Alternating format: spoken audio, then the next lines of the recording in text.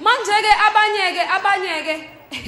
abanye-ke obhuti nobaba uma sifundisa amantombazane sithi gqokani nicabangele obhuti nobaba bathi asinandaba thina namathangeni.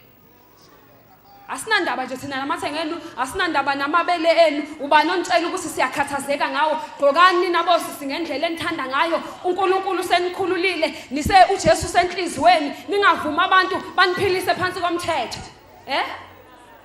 Angithi masenifundisa iqiniso nithi sinifundisa umthetho.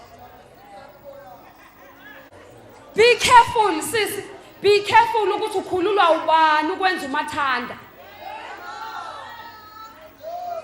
Umuntu onelungelo lokubopha nokukhulula umoya ongcwele. Awukwazi ukuthi umoya ongcwele ekukhondema ngalento oyigqokile wanelisa ukuthi ubaba uzuma uthe kulungile igqoke, ngoba kukhona abantu abakhohlakele abondla idimoni labo lenkanuko ngokubuka wena. Ube usisi nje omuhle ohlabelelayo okhuluma ngezilimi kodwa wondla amadimoni enkanuko la enkonzweni. Abantu abangazange bathola deliverance kumadimoni abo okuhuheka bazondle ngawe ngoba ubahambela nqunu enkonzweni.